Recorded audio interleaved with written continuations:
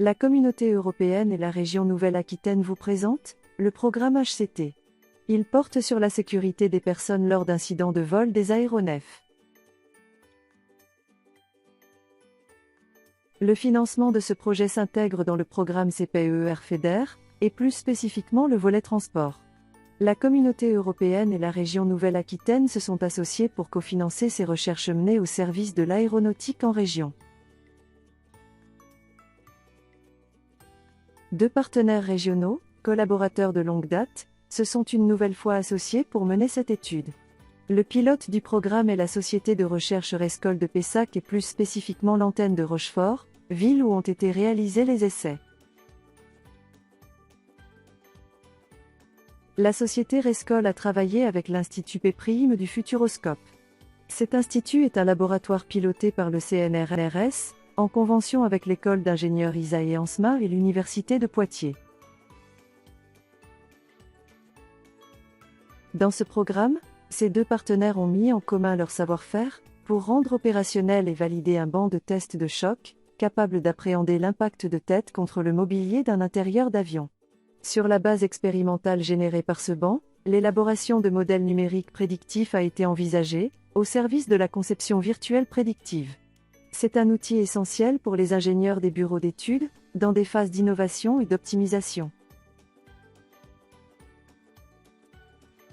Le contexte de ce projet est avant tout d'améliorer la sécurité des passagers dans des situations critiques du vol.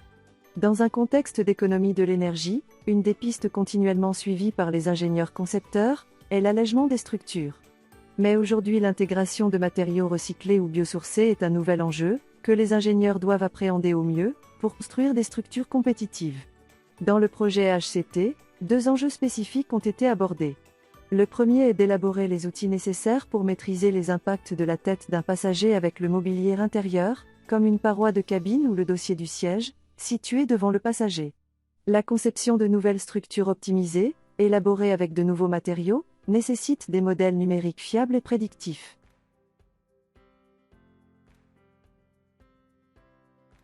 Dans le domaine du transport, le standard de sécurité des usagers fait l'objet de normes définies par les agences de l'EASA en Europe et la FAA aux États-Unis.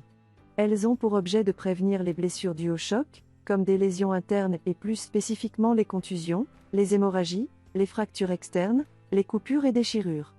Ces normes imposent la mise en place d'essais spécifiques, à l'aide de mannequins instrumentés et des critères de validation. Les énergies et les masses mises en jeu dans ces normes positionnent le cadre de l'étude dans la gamme des essais d'impact basse vitesse. Quant aux enjeux technologiques, ils se concentrent sur la conception et la fabrication de structures légères constituées de matériaux, qui dissipent au mieux l'énergie sous sollicitation basse vitesse, et s'inscrivent dans la mouvance d'intégration des nouveaux matériaux, plus respectueux des ressources.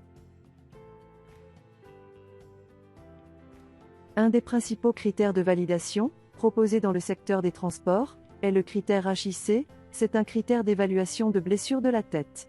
Comme cela est présenté sur la planche, celui-ci s'appuie sur l'histoire du choc en intégrant l'accélération de la tête. Il existe un lien assez bien documenté entre cette accélération et la sévérité des blessures et quelques-unes des normes qui en découlent, sont rappelées sur cette planche.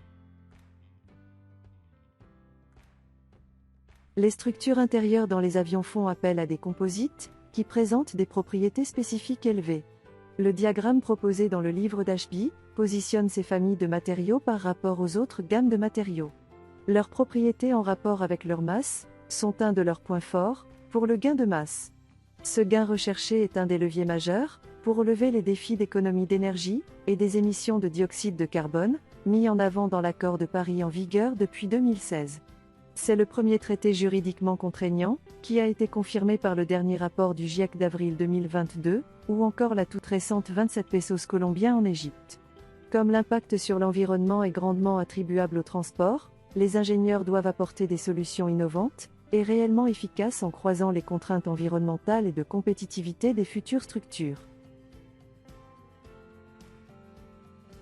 Les innovations seront évidemment au cœur de cette problématique, et les composites associés à de nouveaux moyens de fabrication permettent un grand nombre de possibilités. Les alternatives sont multiples, comme l'intégration de matériaux biosourcés ou des matériaux très facilement recyclables. Par exemple, les composites autorenforcés constitués de fibres et d'une matrice, issus de la même chimie, simplifient les étapes de recyclage. Dans des travaux de thèse récents, il a été montré que les recyclats peuvent être réutilisés, en tant que matrice de nouveaux composites avec certaines propriétés mécaniques améliorées. Sur la rosace en haut à gauche, un comparatif de différents composites à iso-matrice thermoplastique est présenté, il permet de se convaincre que des alternatives au carbone et au verre difficilement recyclables existent. Le champ des innovations s'ouvre aux concepteurs. Le gain de masse des structures aéronautiques passe par la conception prédictive. Plus précisément, sa mise en œuvre nécessite la construction d'outils numériques capables de prédire virtuellement le comportement des structures avec un minimum d'expérimentation. Toutefois, pour élaborer ces modèles numériques, il est obligatoire de passer par des essais de caractérisation des matériaux et des essais de validation. Les enjeux de ce projet ont été de mettre au point les expériences adaptées à l'élaboration de nouveaux modèles numériques plus pertinents qui intègrent une schématisation de l'architecture interne, et par voie de conséquence, offrent un potentiel accru pour l'optimisation. Cette partie vous présente les expérimentations conçues et utilisées dans ce projet pour valider les modèles numériques. Le banc choisi pour évaluer les modèles et tester à l'impact les nouveaux matériaux comme les semi-structures est un puits de chute. Il permet de projeter, via la gravité, un impacteur sur une éprouvette. Ce banc a été déployé chez Rescoll, sur le site de Rochefort et mis en fonctionnement en collaboration avec l'Institut Péprime. Les éprouvettes et le montage qui les maintient ont été conçus et élaborés au sein du laboratoire.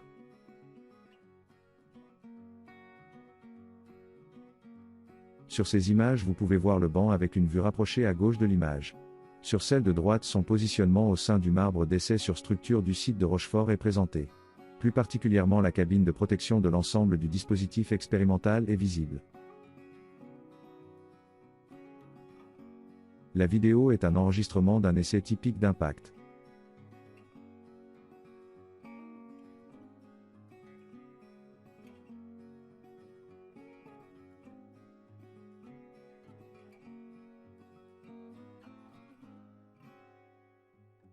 Plus en détail, le banc expérimental est un puits de chute qui se présente sous la forme d'une colonne, qui guide un impacteur. Avec ce système, la hauteur de chute est réglable, la colonne assure le mouvement de translation jusqu'à l'éprouvette. Les procédures sont automatiques, aussi bien pour le positionnement de l'état initial que pour le lâcher. Le mobile peut recevoir des masses additionnelles. Alors le poids total embarqué peut couvrir la gamme de 7 à 45 kg. En combinant la masse maximale avec la hauteur totale du puits de chute, il est possible de générer un choc de 700 joules. Les liaisons au sein de la colonne ont été conçues afin de minimiser le frottement pour atteindre la vitesse maximale au moment de l'impact. Ce système est entièrement sécurisé, il est positionné au sein d'une cabine. L'essai ne peut redémarrer qu'une fois la cabine verrouillée. La procédure de fonctionnement est complètement automatique. L'impacteur est positionné à la hauteur souhaitée. Il est ensuite lâché sur commande de l'opérateur. Si le choc est élastique ou partiellement élastique, un rebond peut être généré. Afin d'éviter un second impact, 4 vérins bloquent le mobile durant la phase de remontée de la masse mobile. Le mobile est constitué de 2 parties, un support permettant d'accrocher des masses supplémentaires faisant ainsi évoluer le poids de l'impacteur. Et une zone qui entre en contact, appelée indenteur. Dans cette configuration, c'est un cylindre avec une extrémité hémisphérique. Le rayon de la sphère est de 50 mm. Le montage permet évidemment d'installer des indenteurs de formes différentes.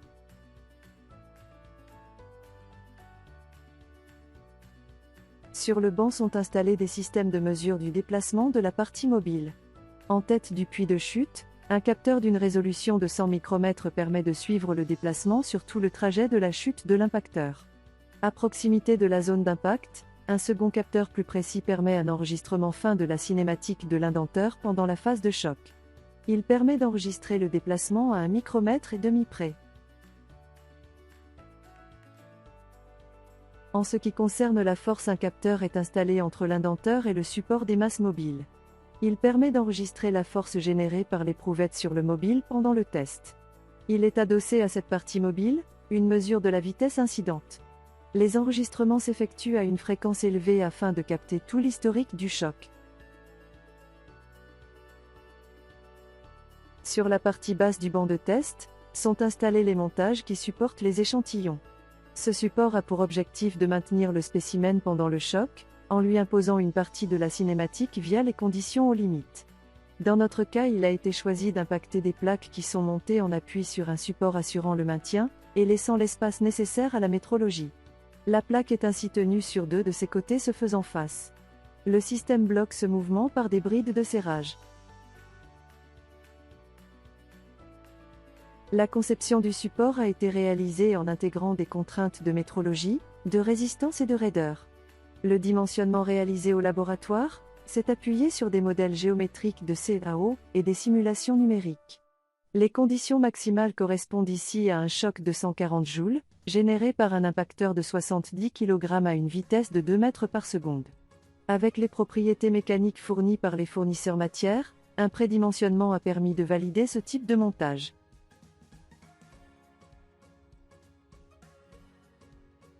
Les simulations numériques ont été réalisées avec le logiciel Abacus. L'image de droite correspond à l'évolution de la contrainte de von Mises lors du test. Cette grandeur quantifie, tout au long de l'histoire du choc, les risques d'apparition de la plastification du support et d'une déformation irréversible, le rendant alors inopérant pour une série d'expérimentations. Quant à l'image de gauche, elle permet d'évaluer la raideur globale du support et vérifier que les appuis subissent un déplacement limité, lors du test de choc. La raideur maximale du montage est recherchée pour maîtriser la cinématique de l'éprouvette. Une métrologie complémentaire est installée dans l'environnement proche du banc d'essai, au sein même de la cabine de protection. Pour positionner ces éléments complémentaires, un châssis de support a été conçu. Il permet de maintenir fixement des systèmes d'enregistrement de la cinématique du flanc de l'éprouvette ainsi que de sa face inférieure. Une des informations principales à rechercher pendant un essai est le champ de déformation sur la peau composite. Tout l'enjeu est de capter des effets d'architecture, et pour cela, il a été choisi d'utiliser la technique de corrélation d'image. Elle doit être déployée dans ce contexte dynamique, sachant que la cinématique de l'échantillon subissant le choc est tridimensionnelle. Un mouchetis sur la face inférieure a été déposé avec un recouvrement de 40%. Les taches sont d'1 mm de diamètre. Le caractère aléatoire du mouchetis est généré par l'opérateur. Pour obtenir le champ des déformations sur la base du champ de déplacement tridimensionnel de la face inférieure, cette dernière est observée via un miroir positionné à 45 degrés sous l'éprouvette. Son maintien doit être parfait et rigide, afin de générer des images stables pendant le choc. Pour que les images du champ de déplacement du mouchetis soient les plus précises possibles, la lumière doit être parfaitement maîtrisée. 4 panneaux de LED de 25 watts sont positionnés, face au miroir, afin d'illuminer la surface composite observée.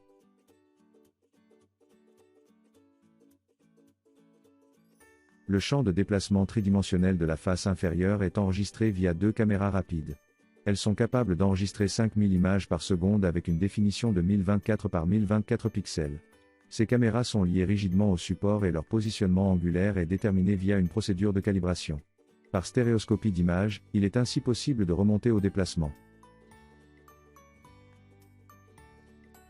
Afin de suivre la flèche de l'éprouvette, une caméra supplémentaire est installée sur le support. Elle a pour objectif d'enregistrer le flanc de l'éprouvette. C'est une caméra qui enregistre 2000 images par seconde avec une définition de 1024 par 512 pixels. En plus de ces systèmes de mesure, une chaîne d'émission acoustique est utilisée. L'objectif est d'enregistrer les bruits générés par le choc et d'identifier les éventuels dommages dans le matériau. L'utilisation de cette métrologie n'est pas simple, dans un contexte dynamique. 4 capteurs sont installés sur l'échantillon, afin de pouvoir localiser des éventuels événements de type endommagement au sein du matériau. Les préfiltres des émissions acoustiques et la chaîne d'acquisition sont réglés, pour pouvoir enregistrer les signaux pendant la très courte période de temps du choc. Sur ces vidéos est présenté un panorama des mesures réalisées pendant le choc. En haut à droite, une vidéo d'impact est visible, elle a été enregistrée avec une caméra portative.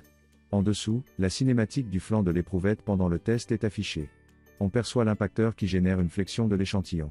L'enregistrement des mouchetis via les 2 caméras rapides permettant la corrélation stéréoscopie tridimensionnelle est observable en bas à droite. Le déplacement des mouchetis est visible à l'œil nu et un logiciel en déduit le champ de déplacement, puis le champ de déformation de la peau inférieure.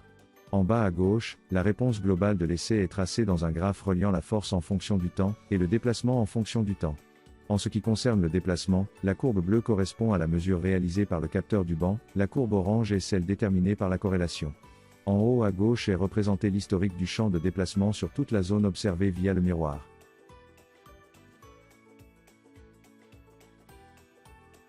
Le dépouillement des mesures expérimentales nécessite d'apporter quelques corrections afin de limiter des artefacts inhérents au capteur. En ce qui concerne la force, la mesure est corrigée en intégrant la dynamique du capteur, ainsi que le caractère vibratoire du système de mesure. Pour le déplacement, il fait l'objet d'une procédure de remise à zéro spécifique. Un drapeau est installé dans le système permettant de synchroniser les enregistrements temporels, mais un recalage s'est avéré nécessaire. Cette dernière partie est délicate, elle doit être menée avec soin afin de coordonner la force mesurée, au déplacement de l'éprouvette. Dans ce programme de recherche, un échantillon spécifique a été conçu et élaboré. C'est un sandwich représentatif des structures composant les intérieurs cabines. La particularité de ces éléments est qu'il possède une peau composite très mince. Celle-ci est souvent créée à partir de tissus et elle possède une architecture spécifique. Ces peaux architecturées sont liées par collage à un cœur. Il peut être en nid d'abeille ou en mousse. Si pour l'étape de validation, une âme en mousse a été choisie, des sandwichs en nid d'abeille ont aussi été étudiés et la même démarche a été appliquée. Comme les structures des intérieurs cabines sont élancées, leurs épaisseurs sont faibles comparativement aux autres dimensions. C'est pourquoi un échantillon sous forme d'une simple plaque mince a été choisi, l'originalité va porter sur l'architecture du composite qui constitue la peau. De manière synthétique, l'éprouvette est un sandwich à peau mince architecturée, dont le cœur est constitué d'une mousse homogène. L'image de droite montre une image de tomographie permettant de comprendre la structure interne. Il est aisé de constater que la mousse est régulière sur toute la coupe observée. La peau est bien millimétrique. Il est intéressant de remarquer les états de surface des peaux supérieures et inférieures. Ils dépendent fortement du procédé choisi.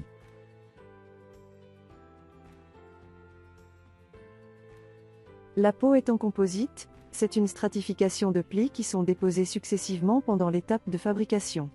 Dans cet empilement peuvent être superposés aussi bien des unidirectionnels que des tissus. Si l'on souhaite créer des peaux raides, les fibres sont continues, sous-entendu, qu'elles vont de part en part de l'échantillon. Elles pourraient aussi se présenter sous la forme de fibres courtes. Sur la courbe transversale, le diamètre des fibres est visible et il est faible. En observant plus en détail cette image, il est possible de percevoir les mèches de fibres qui ont été utilisées pour l'élaboration de cette peau.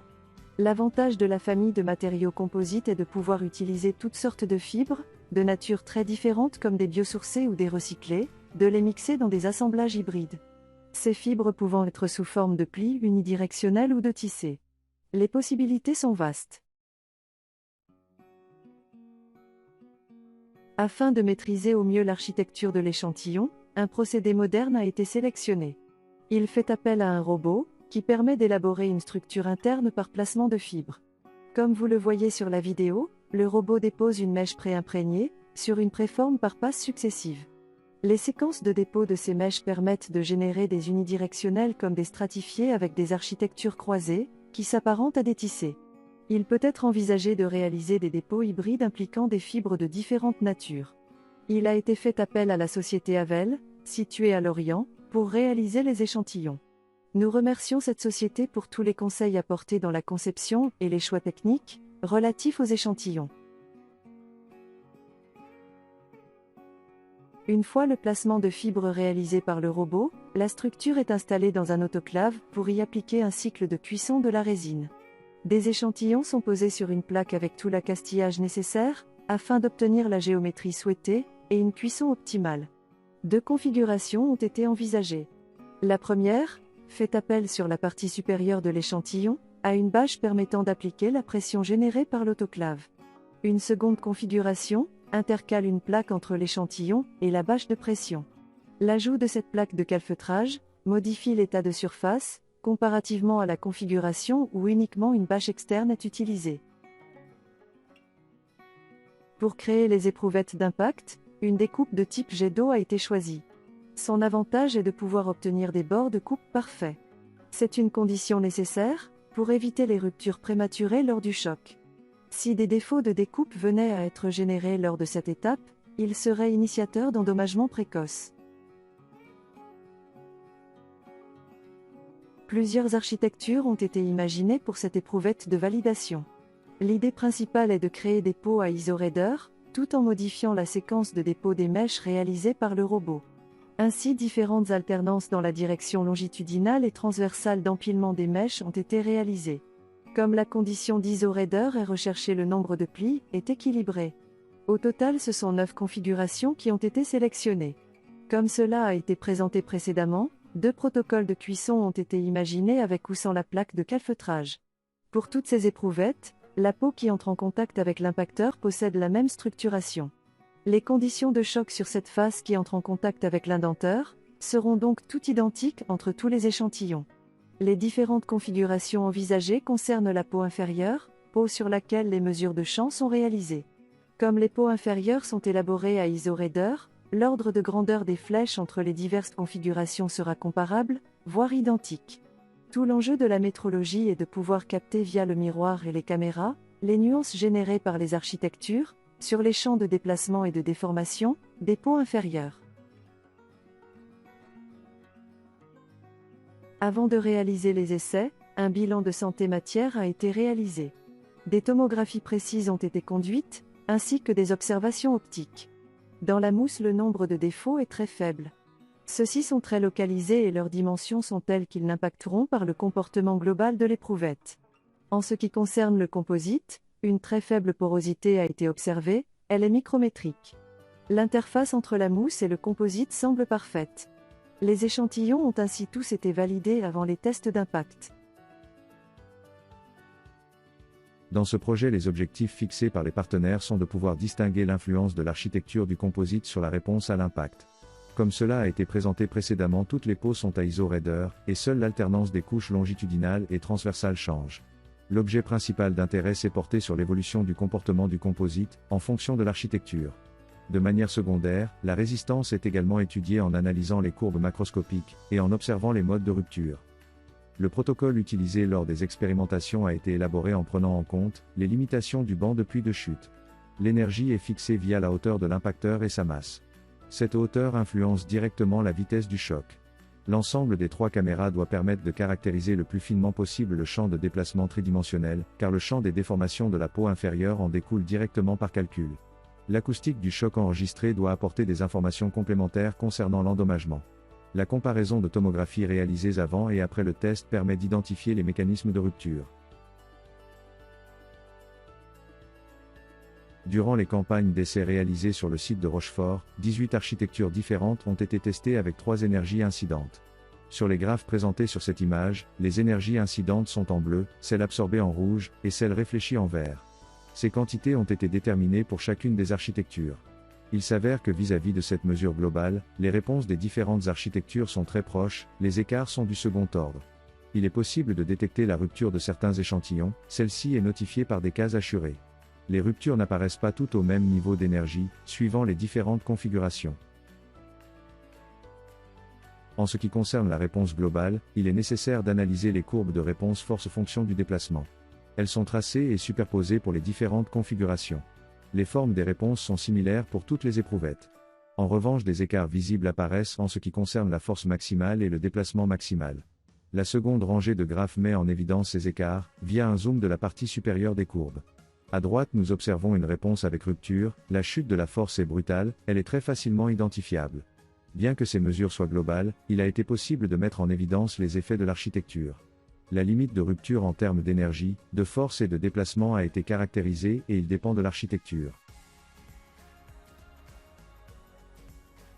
Afin de quantifier pour les différentes éprouvettes, ces effets d'architecture visibles sur l'image supérieure, les courbes de réponse des cas sélectionnés sont tracées. Et les forces maximales et les déplacements maximaux sont reportés sur des graphes en fonction de l'architecture. La force maximale passe de 4900 N à 5000. Les flèches maximales prises par les différentes éprouvettes évoluent de 11,4 mm à 10,7 mm. En réalisant la même analyse comparative, entre des éprouvettes issues du procédé avec et sans la plaque de calfeutrage, il est observé un effet du protocole de cuisson sur les forces maximales et les déplacements maximaux enregistrés lors des essais d'impact. Les différences entre les deux procédés se situent à une échelle fine. Ils modifient légèrement l'architecture locale des plis de composite des peaux analysés. Ce résultat confirme la finesse de cet essai et sa capacité à mettre en exergue l'influence de l'architecture. Comme cela a été souligné auparavant, il est possible de quantifier la résistance de la structure, aussi bien en termes d'énergie que de force ou de déplacement maximaux. En multipliant les tests à différentes énergies, il est possible de s'approcher de la limite conduisant à la rupture de la peau supérieure. Les réponses globales permettent d'identifier sans ambiguïté l'apparition du processus de rupture.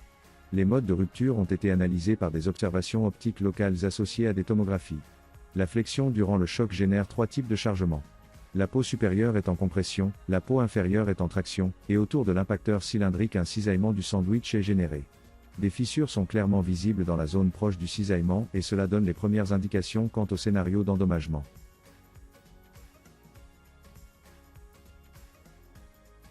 Lors du test, des caméras rapides enregistrent le déplacement du mouchetis.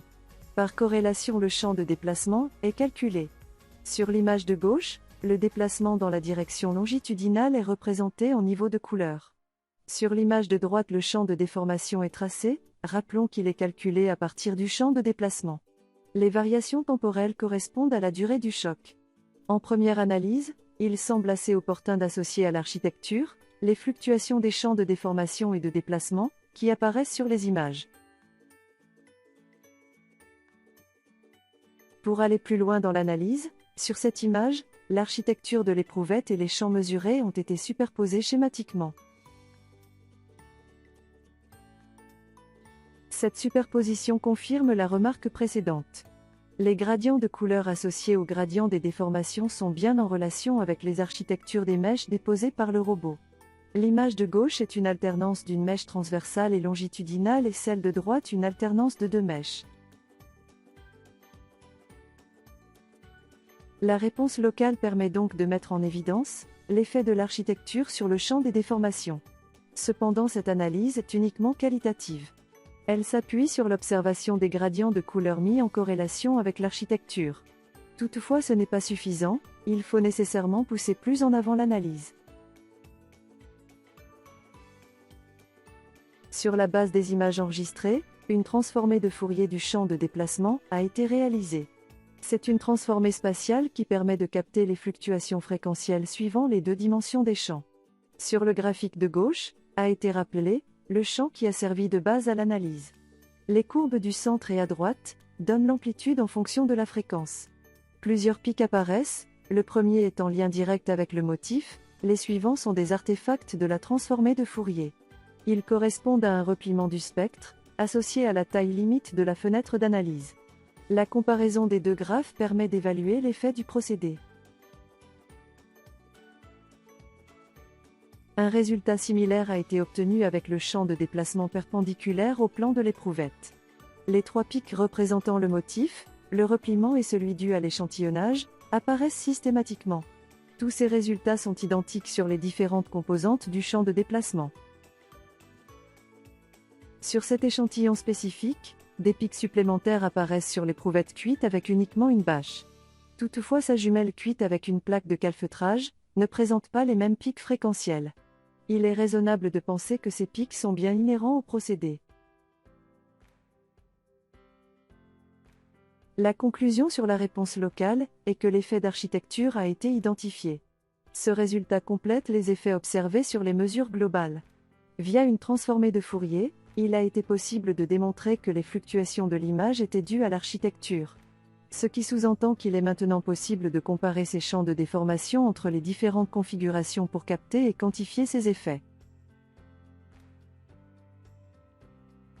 Le protocole expérimental a permis de caractériser le comportement des composites et de mettre en évidence les effets recherchés d'architecture. Ce sont des données essentielles pour élaborer et évaluer la pertinence des modèles numériques développés dans ce projet. C'est l'objet de cette partie. L'enjeu de la modélisation est de proposer des outils numériques permettant la conception virtuelle. Dans de nombreux domaines, la conception est réalisée sans aucun prototype. Pour arriver à ce degré de maturité, il faut se doter d'outils fiables, tout en s'appuyant sur une base de connaissances suffisante. Bien que de nombreux codes de calcul permettent de réaliser le dimensionnement des structures, très peu sont capables d'intégrer l'influence de l'architecture dans le contexte d'une conception de type bureau d'études. Dans un contexte d'optimisation et de choix de matériaux nouveaux, il s'avère nécessaire de pousser les développements théoriques et numériques plus en avant pour offrir des outils plus performants aux ingénieurs, afin qu'ils puissent faire de la conception prédictive optimale. Pour créer ces nouveaux outils de modélisation numérique et les valider, l'analyse des expérimentations présentées dans la partie précédente est primordiale. C'est la comparaison des essais avec les prédictions numériques qui servira de juge de paix quant à la pertinence des choix théoriques. Toutefois, pour mettre en place cette démarche, il est nécessaire d'appliquer avec soin les corrections qui ont été définies précédemment. La correction du zéro de déplacement permet de synchroniser le positionnement de l'impacteur lors de l'impact avec celui calculé. La correction sur la mesure de force intègre la dynamique du capteur, c'est essentiel car c'est l'information première dans la comparaison avec les simulations. Dans un premier temps, des modèles numériques classiques ont été choisis, la comparaison des simulations avec l'expérience doit permettre d'évaluer leur pertinence et leur faiblesse.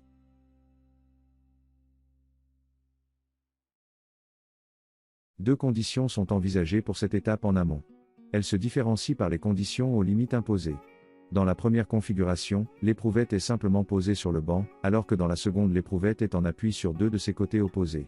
Plus précisément, elle est encastrée à droite et à gauche via le montage présenté précédemment.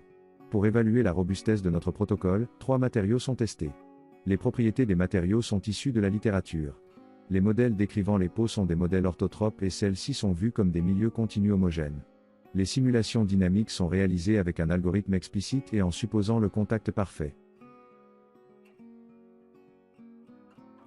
Pour les différentes configurations décrites précédemment, les résultats expérimentaux et les données générées par les simulations numériques sont confrontés.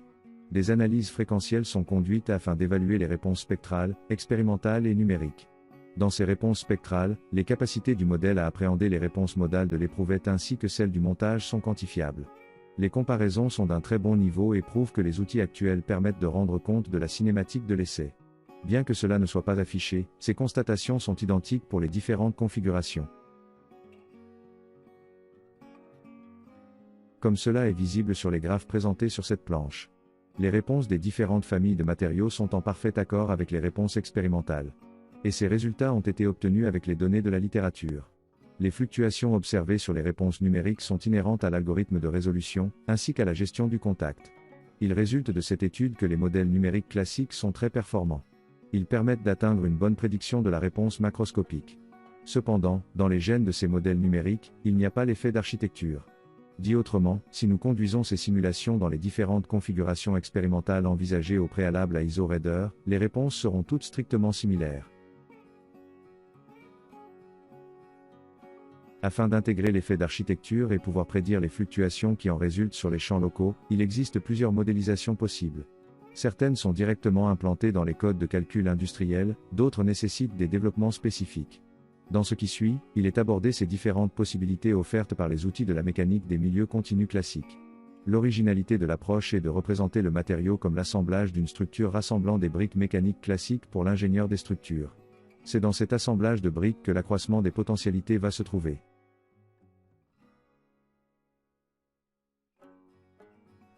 La mécanique des milieux continus permet plusieurs chemins de modélisation.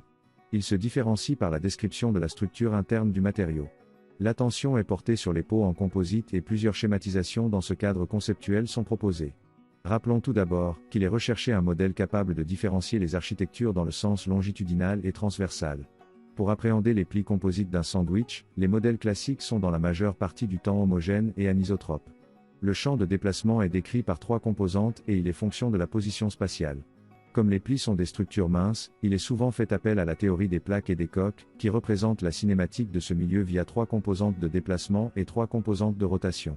Ces 6 composantes sont dépendantes uniquement de la position où l'on se situe dans le plan moyen de la plaque. Cette cinématique réduite a l'avantage de prendre en compte les effets de flexion et de cisaillement à moindre coût. Cependant, l'une comme l'autre traduit l'effet de la microstructure au travers des lois de comportement anisotropes qui ne différencient pas les architectures à IsoRaider.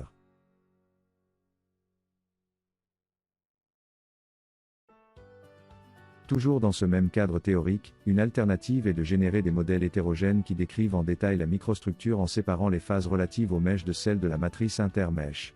La mésostructure est alors décrite en détail. Il est nécessaire de définir la loi de comportement des mèches et de la résine séparément. Bien que cela paraisse simple, identifier les lois de comportement de paquets de fibres enrobées de matrices n'est pas toujours aisé. Dans ce type d'approche, une autre difficulté vient de la création du maillage de ces structures, qui nécessite un très grand nombre de nœuds. Une telle modélisation ne peut pas être envisagée à l'échelle d'une structure, sans moyens numériques conséquents de simulation. Cette technique est difficilement transposable en bureau d'études.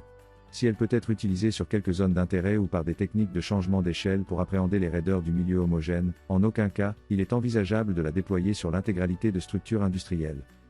Les difficultés relatives à la connexion entre les différentes phases sont d'autant plus complexes, si l'on souhaite décrire avec précision l'interface.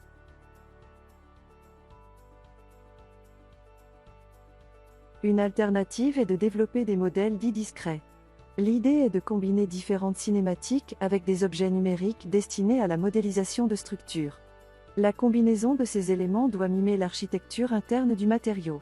Une première version consiste à relier une cinématique tridimensionnelle classique avec des renforts unidimensionnels, de type poutre ou barre. Les poutres ou les barres sont insérées dans le milieu tridimensionnel, afin de représenter très schématiquement l'organisation de l'architecture des mèches. Pour les non-initiés, la différence entre poutre et barre vient de la capacité à intégrer les effets de flexion locale. Les barres ne fonctionnent qu'en traction-compression, alors qu'une poutre est apte à simuler les flexions dans les différentes mèches, ainsi que la torsion de celle-ci. Une autre subtilité tient dans la connexion entre les éléments tridimensionnels et les éléments unidimensionnels. Plusieurs choix numériques sont possibles, mais conduisent à des résultats différents. Pour les structures très minces, il est possible aussi de combiner des éléments issus de la théorie des plaques avec des renforts unidimensionnels suivant le même schéma. Une difficulté majeure pour cette famille d'approches tient dans les liens unissant les éléments structuraux. Par exemple, les poutres représentatives des ondulations des mèches peuvent se situer hors du plan moyen de la plaque. Il est donc important, voire nécessaire, d'installer des liens spécifiques entre les différents nœuds du maillage pour appréhender au mieux la cinématique de flexion du composite, qui génère une rotation locale des liens déportés par rapport au plan moyen. Ce qui a été choisi spécifiquement dans ce projet est une association de modèles de plaques avec des poutres intégrant la flexion et le cisaillement transverse. Un positionnement particulier des poutres par rapport à la plaque est présenté sur l'image. Les nœuds des poutres, en bleu, sont reliés aux nœuds de la plaque, en rose, par les liens infiniment rigides. Ceux-ci transmettent les déplacements et les rotations nodales. Ce choix technique permet d'utiliser les éléments classiques du logiciel de calcul industriel Abacus. Ce développement à moindre coût a été évalué. Dans ce contexte, des simulations numériques de l'impact ont été mises en œuvre. L'impacteur est schématisé par une surface sphérique rigide. Le composite est représenté par l'association de plaques et de poutres, comme présenté précédemment et comme schématisé sur cette planche. Les éléments classiques de plaques et de poutres ont ainsi été évalués. Pour le renfort, la combinaison d'éléments de barres avec des plaques a aussi été évaluée. Les deux simulations présentent les résultats numériques. Le logiciel n'est pas capable de gérer simultanément le contact avec la poutre et les éléments de plaque. Au regard de cette constatation, il a été choisi de développer un outil interne. Un programme utilisateur intitulé UEL a été conçu. Il intègre un élément de plaque lié aux éléments de poutre dans une seule description élément fini. Afin d'appréhender de multiples architectures, plusieurs paramètres ont été envisagés. L'utilisateur peut définir des poutres ou des barres pour les renforts. Plusieurs architectures lui sont proposées. Elles sont définies élément par élément, et se caractérisent par le choix dans le positionnement des éléments linéiques relativement aux éléments surfaciques, comme illustré sur la figure. En reproduisant cette configuration élément par élément, il est alors possible de générer les architectures à l'échelle de la structure. Les trois images du bas illustrent ce propos. Pour élaborer cette modélisation, plusieurs points de vigilance sont à souligner. Tout d'abord, le cisaillement transverse dans les poutres. Les éléments de structure classique ont des cinématiques limitées comparativement à la cinématique tridimensionnelle. L'appréhension du cisaillement est restrictive et imposée par la cinématique de poutre. Un rapide calcul montre que le cisaillement est au mieux constant dans la section. Cependant, une résolution analytique simple permet de démontrer que ce cisaillement est quadratique. Donc, dans les éléments de structure classique, des correctifs sont apportés pour éviter des surrigidités en cisaillement. Ces correctifs ont été implantés dans l'outil numérique développé dans le cadre de ce programme. La simulation en dynamique du choc fait appel à un schéma de résolution explicite. C'est une technique numérique très particulière, qui nécessite l'utilisation d'une matrice de rigidité et d'une matrice de masse symétrique. La matrice de masse est généralement condensée et se limite uniquement aux termes diagonaux. C'est une des clés de la rapidité d'exécution de cette méthode numérique. Il est important dans tout nouveau développement d'intégrer cette contrainte et d'élaborer des matrices de masse diagonale sans pour autant perdre trop d'informations quant à l'effet de l'inertie.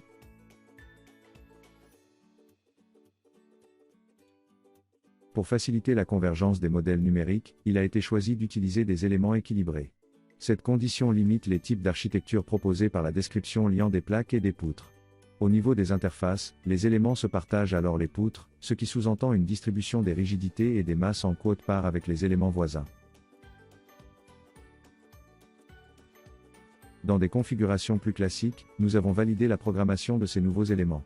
Des modèles de référence ont été générés en utilisant les éléments classiques d'Abaqus liés par des éléments rigides. Comme le montrent les images, sous sollicitation de flexion, les contraintes sont toutes du même ordre de grandeur. Ce résultat est confirmé aussi bien avec des éléments de poutre que des éléments de barre. Des comparaisons entre les différentes approches ont été réalisées, pour cela des modèles homogènes et des modèles hétérogènes ont été mis en œuvre. Leurs réponses ont été comparées sur quelques situations particulières. Les données matériaux choisis sont reportées sur les tableaux présentés sur cette planche. La géométrie des mèches se présentant sous la forme de torons est spécifiée. Pour information, elle est nécessaire dans la définition des sections des poutres ou des barres. La première des comparaisons est réalisée dans le cas spécifique d'une sollicitation en traction. Un rapide calcul donne la valeur de contrainte attendue ainsi que celle supportée par la matrice et par les fibres. La force globale a été estimée à 1,2962 N.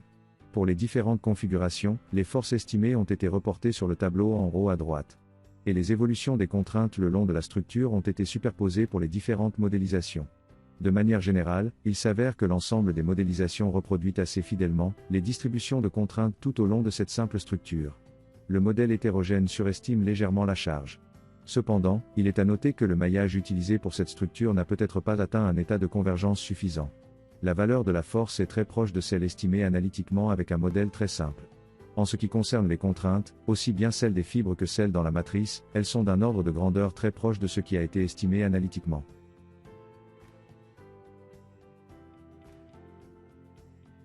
Toujours dans ce cas particulier de traction, les champs de déplacement hors plan ont été visualisés pour les différentes modélisations. Il est important de souligner que la modélisation avec une plaque homogène ne génère pas de déplacement hors plan. Dans le cas d'une modélisation avec un solide homogène, ce déplacement est uniquement généré par l'effet de Poisson, il est homogène dans la structure à part près de l'encastrement. La simulation centrale avec le solide hétérogène génère une fluctuation du champ de déplacement. C'est l'expression de la mésostructure qui répond au sein de la matière.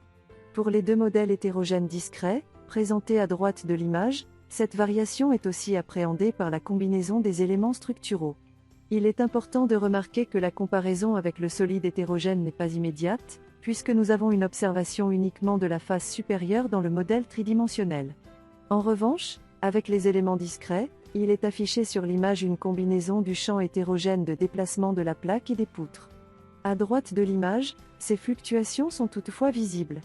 Cette étude a donc permis d'évaluer les apports et les limitations de cette approche alternative. Le même travail a été réalisé sous une sollicitation de flexion. La structure est bloquée sur l'un des côtés et un effort transversal est imposé sur l'autre.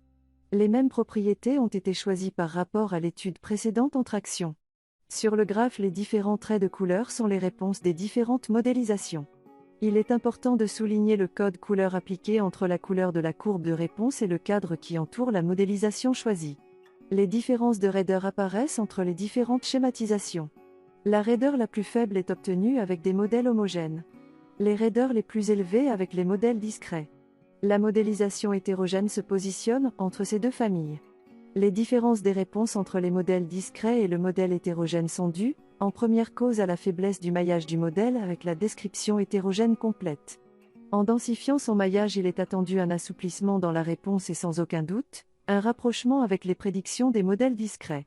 En second lieu, Il faut incriminer les paramètres relatifs à la microstructure qui doivent être mieux identifiés pour les modèles discrets et plus particulièrement en ce qui concerne les raideurs de microflexion et le comportement en cisaillement transverse introduit dans les éléments structuraux de poutres. Dans l'objectif d'accroître le caractère prédictif des modèles, une étape d'identification des matériaux de base est nécessaire. Différents coupons de test ont été fabriqués avec le même protocole que celui des sandwichs. 6 architectures différentes ont été sélectionnées. Pour rappel, durant l'opération de la phase de cuisson, des éprouvettes sont cuites avec la bâche et d'autres avec la plaque de calfeutrage afin d'évaluer le paramètre procédé sur les propriétés de base. Les essais sont conduits sur une machine classique de traction. Un déplacement de traverse est imposé à 1,25 mm par minute. Les déformations longitudinales et transversales sont appréhendées par un suivi de 4 taches peintes sur la surface. À droite de la planche, des images de la surface des échantillons sont reportées. L'effet du procédé est parfaitement visible. Les réponses reliant les déformations longitudinales et transversales à la force appliquée sont toutes similaires. L'effet de Poisson est influencé par l'architecture et plus précisément par l'organisation des torons transversaux et de leur raideur induite. Certaines éprouvettes répondent à la sollicitation avec un point d'inflexion qui suggère un réalignement des mèches avec le chargement. Cet effet est surtout observable avec le procédé utilisant uniquement une bâche. La plaque de calfeutrage limite cet effet en réduisant les ondulations initiales. Une comparaison des raideurs initiales est présentée dans ce graphe. Les valeurs moyennes fluctuent entre 1280 MPa et 1500 MPa. Il est important de souligner que cette variation s'inscrit dans la fenêtre de variabilité.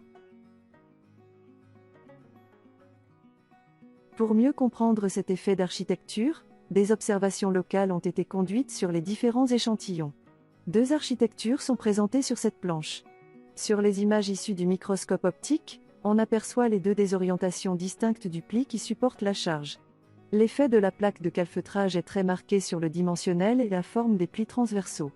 Avec la bâche à vide, les épaisseurs varient plus fortement et les ondulations sont un peu plus marquées. Dans les plis transversaux, la silhouette des mèches est visible et elle semble plus marquée avec le procédé utilisant la bâche à vide.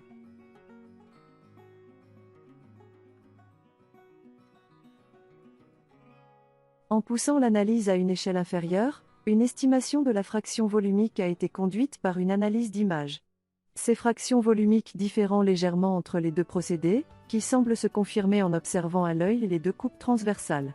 La plaque de calfeutrage joue bien son rôle de calibrage géométrique et de compactage. Avec ces identifications et ces observations, il est possible de faire des propositions de définition des sections des éléments de structure. Comme cela a été stipulé, les poutres schématisent la réponse des mèches.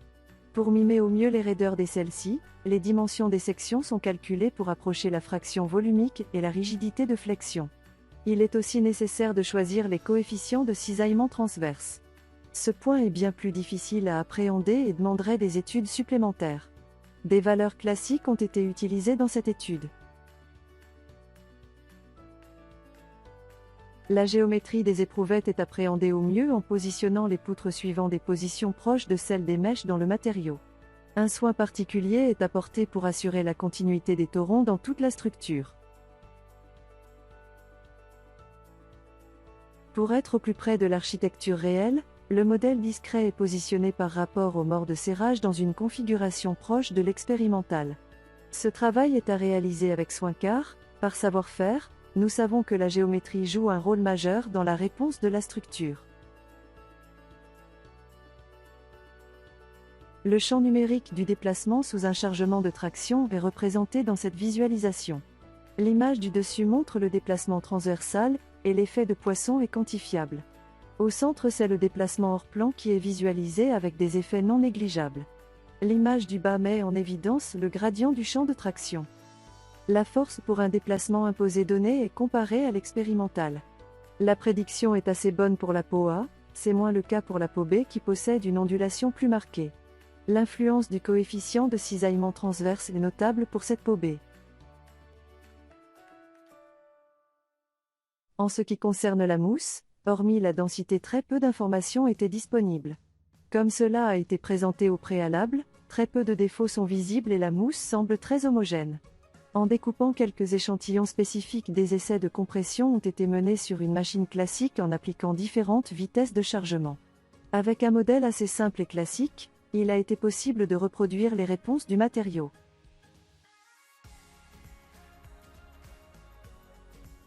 Sur le puits de chute du site de Rochefort, des essais de choc en configuration de compression ont apporté des informations complémentaires à des vitesses plus élevées. La loi classique a été identifiée au cas par cas avec des paramètres ajustés. Cette modélisation du comportement est suffisante pour appréhender le comportement du sandwich.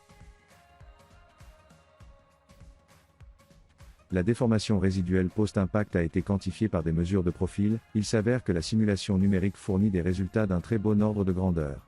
L'hypothèse d'impact normal semble validée. Dans cette partie, une confrontation du modèle numérique discret avec les expériences de choc sur sandwich est détaillée. Des modèles discrets ont été élaborés pour prédire le comportement à l'impact des sandwichs. Différentes configurations ont été étudiées, et comme pour les essais de traction, l'architecture est positionnée au mieux par rapport au lieu d'impact et aux zones de maintien de l'éprouvette. Le décalage des poutres par rapport aux plaques est l'un des paramètres encore ajustables dans cette modélisation. Les propriétés et les données géométriques proviennent des essais d'identification en traction, des observations des coupes transversales et des données de la littérature. Les propriétés mécaniques, les sections des poutres, les épaisseurs des plaques et le positionnement relatif des poutres par rapport aux plaques constituent toutes les informations nécessaires pour représenter la mésostructure et donc l'architecture. Dans le modèle numérique, l'impacteur et le montage de support des échantillons sont schématisés par des surfaces rigides. Le chargement intègre la gravité. Le sandwich est appréhendé par des pots constitués de la combinaison des éléments discrets, reliés à un modèle tridimensionnel classique représentant la mousse. Chacune des parties est définie avec un maillage d'une densité identique. Il est important de souligner que le maillage de la mousse est donc en parfait accord avec celui des pots, pour assurer la continuité des champs de déplacement à l'interface composite mousse. Le contact est intégré avec les outils d'interaction proposés par le code de calcul industriel. Cette partie permet de définir les propriétés du contact entre les parties qui interagissent.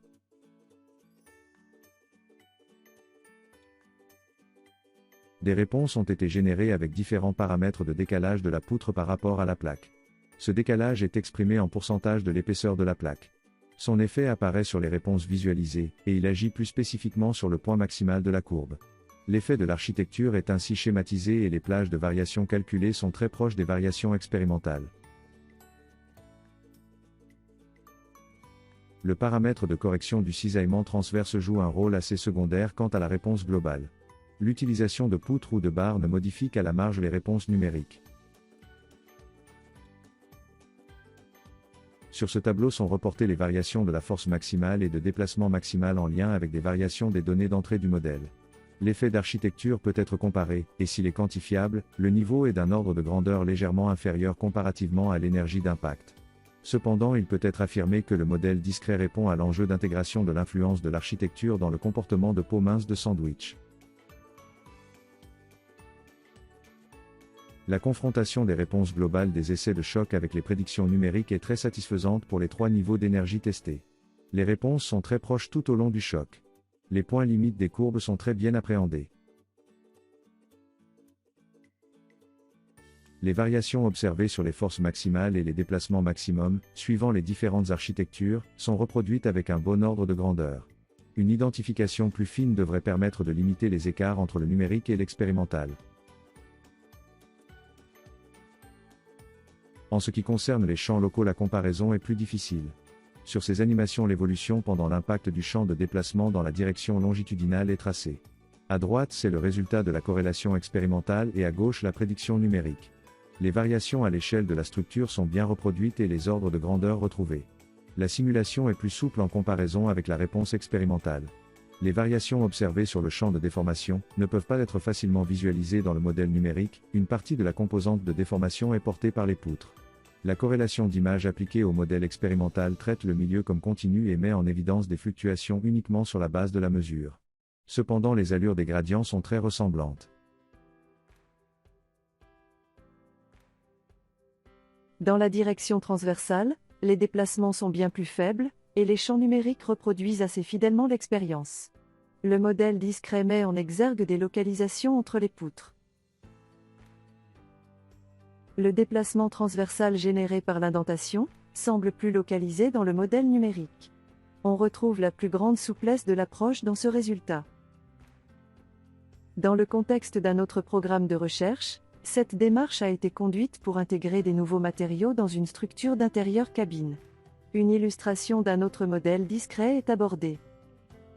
Les structures étudiées dans ce programme sont des sandwichs avec des pots de carbone et des pots hybrides associant du Kevlar et du lin dans une matrice époxy. Ces sandwichs ont un cœur en nid d'abeille. En suivant une démarche similaire, des essais d'identification du comportement ont été menés. Des essais de traction de charge-décharge adossés à des essais de flexion ont permis d'appréhender le comportement dommageable. Ce travail a été réalisé dans la thèse de Clément Audibert.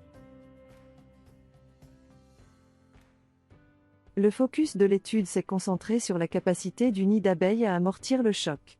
Différents nids d'abeilles sont sélectionnés et plusieurs sandwichs élaborés. Des essais de choc en compression de 155 joules, dans une configuration de compression, sont réalisés. L'éprouvette est posée à plat sur le banc et subit l'impact. Les courbes de réponse permettent de quantifier la dissipation. L'effet du type de nid d'abeille joue un rôle très important dans le choc. C'est un résultat intéressant pour les ingénieurs qui doivent concevoir les structures d'intérieur cabine. La combinaison de l'architecture des pots et du cœur du sandwich peuvent alors être optimisées sur la base de la connaissance acquise. Pour comprendre le mode d'amortissement et mettre en évidence le rôle joué par le nid d'abeille, des tomographies ont été réalisées. Le mode de dégradation généré par le choc est un flambage des cellules. Comme nous pouvons le voir avec un nid d'abeille de 64 kg par mètre cube, le flambement est multilobe, la dissipation est alors générée par la multidéformation et la fragmentation du nid d'abeille. En ajoutant des sphères creuses, la dissipation attendue n'est pas observée.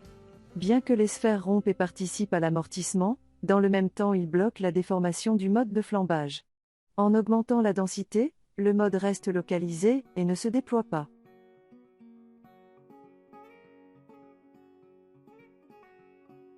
En utilisant des pots avec des composites hybrides et en partie biosourcés, il est possible d'accroître la dissipation. Sur le graphe, les énergies mises en jeu sous sollicitation de compression sont comparées. La solution hybride est plus souple comme le démontre le déplacement maximal et la force maximale. Sous sollicitation de flexion, les modes d'endommagement sont aussi du flambage du nid d'abeille avec un décollement de la peau induite par la cinématique de flexion. Ce mode de décollement est mis en exergue lorsque le nida devient plus raide, ce qui limite les sources de dissipation. Sous cette sollicitation de flexion, le résultat précédent est retrouvé. La souplesse est visible, le sandwich hybride subit une flèche plus importante au point de force maximale, 11 mm pour le sandwich avec du carbone, et 15 mm avec le composite hybride. En suivant la même idée que celle appliquée dans l'étude précédente, la réponse du nid d'abeille est schématisée par une distribution de ressorts. Les raideurs et les mécanismes d'endommagement sont intégrés dans la définition du comportement. L'avantage de cette schématisation est de pouvoir rendre compte de la cinématique du cœur du sandwich à moindre coût numérique. La simulation numérique d'un essai de choc, sous sollicitation de flexion, avec cette approche discrète est comparée avec les résultats expérimentaux. Le modèle discret avec endommagement, là encore, donne des résultats tout à fait satisfaisants. Les pots intègrent aussi les endommagements et leurs évolutions sont appréhendées dans la simulation numérique. Différents modes apparaissent lors de l'augmentation de la charge et l'outil numérique en donne une quantification. La superposition des fissures identifiées par tomographie X avec le champ d'endommagement est très convaincant. Le champ spatial de l'endommagement de la peau hybride se déploie dans des zones de blanchiment observées sur la peau. La tomographie par rayon X met en évidence les flambements des parois du nid d'abeille et la rupture de la peau. Le modèle discret permet de capter ce scénario avec des outils numériques assez simples à déployer. La rupture de la peau se matérialise par un plissement numérique de la peau.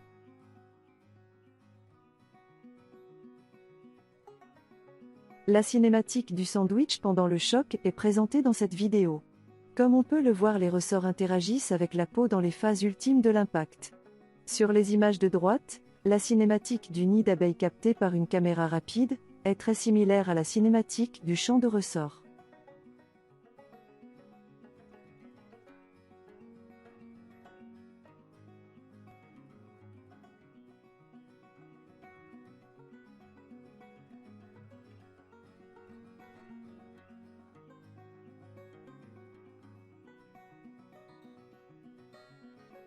Quelques conclusions et perspectives du programme ont été réunies. Ce programme a permis de développer des outils nouveaux. Tout d'abord, un banc de test de structure composite pour une application d'intérieur cabine a été mis au point, et il est opérationnel chez Rescoll à Rochefort. Des modèles numériques prédictifs et utilisables par les ingénieurs des bureaux d'études ont été élaborés. Si les approches classiques donnent déjà de bons résultats, l'intégration d'éléments discrets de structure accroît le potentiel des outils numériques de manière tout à fait avantageuse. Ces outils offrent de nombreuses possibilités pour concevoir de nouvelles structures plus performantes. Il est facilement possible d'évaluer pour les applications visées la possibilité d'utiliser des matériaux biosourcés et/ou des matériaux recyclés. Ces modèles numériques sont destinés en premier lieu à l'optimisation des masses, qui est un levier d'économie d'énergie. De plus, la prise en compte des effets du procédé et de l'architecture ouvre des possibilités importantes quant à l'innovation de nouveaux matériaux et de structures optimisées. Le cheminement de la création d'outils virtuels a été mené dans ce programme. Il s'est appuyé sur des caractérisations de base des matériaux, un banc de tests de validation et des expériences sur des semi-structures. Sur cette base de connaissances expérimentales, un modèle discret intégrant des informations relatives à la microstructure a été élaboré et son degré de pertinence évalué. Intégré dans des boucles d'optimisation, il permet l'exploration d'un très grand nombre de possibilités d'architecture, d'hybridation ou d'intégration de matériaux nouveaux. Tous nos remerciements à toutes ces personnes, elles se reconnaîtront.